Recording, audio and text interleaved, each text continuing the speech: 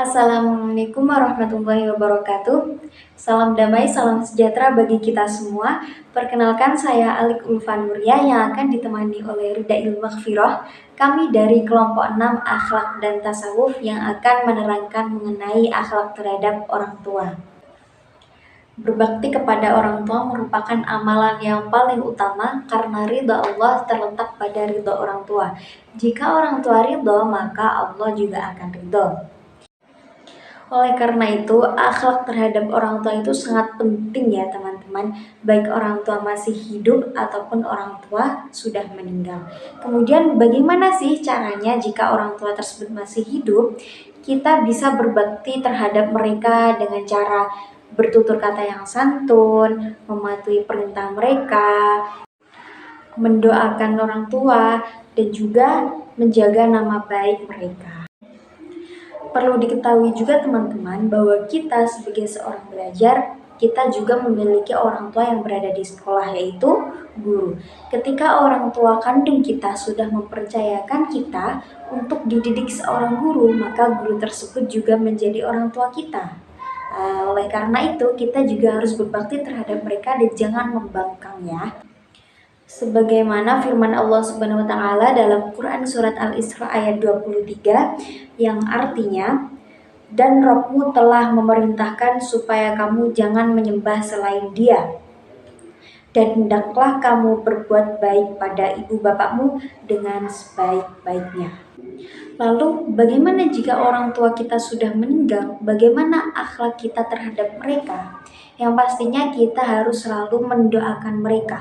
Jadi doa itu tidak boleh terputus teman-teman. Setiap selesai sholat, doa tersebut harus selalu kita panjatkan. Karena doa anak yang soleh itu akan diijabah oleh Allah.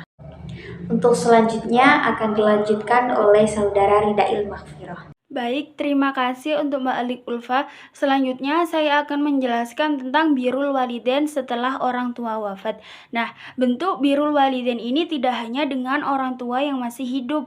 Akan tetapi, birrul walidain ini juga dilakukan kepada orang tua yang sudah wafat. Seperti hadis berikut. Qala Nabi sallallahu alaihi wasallam, "Man zara qabra walidihi aw ahadihima fi kulli Jum'atin ghafarallahu lahu kana," yang artinya, barang siapa yang berziarah ke makam kedua orang tuanya atau salah satunya pada setiap hari Jumat, maka akan dimaafkan dosanya oleh Allah dan juga termasuk kepada orang-orang yang berbuat baik kepada orang tuanya.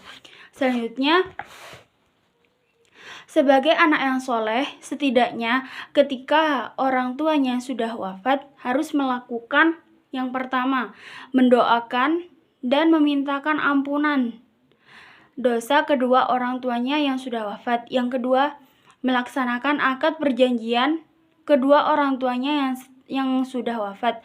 Yang ketiga, menyambung silaturahmi dengan kerabat orang tuanya. Yang keempat, menghormati sahabat kedua orang tuanya atau salah satunya. Baik, sekian. Saya kembalikan kepada Mbak Alik Ulfa. Baik, terima kasih Mbak Rida. Kemudian kita akan membahas apa sih keutamaan berbakti terhadap orang tua. Yang pertama adalah menghilangkan kesulitan yang kita alami. Jika kalian memiliki hajat ataupun ingin melakukan sesuatu, pastikan untuk selalu meminta doa ataupun restu terhadap orang tua. Karena sekali lagi, ridha Allah sama seperti ridha orang tua. Yang kedua, dapat meluaskan rezeki dan dipanjangkan umur. Kemudian yang ketiga, berbakti kepada orang tua dapat memasukkan kita ke dalam surganya Allah Subhanahu wa taala. Dan kesimpulan dari bab ini adalah orang tua adalah pendidik pertama bagi seorang anak. Dan kita sebagai seorang anak jangan sesekali menyakiti hati orang tua sekalipun itu hanya berkata ataupun Sebagai seorang anak yang soleh dan solihah, kita wajib berbakti terhadap orang tua, baik orang tua yang masih hidup ataupun orang tua yang sudah meninggal.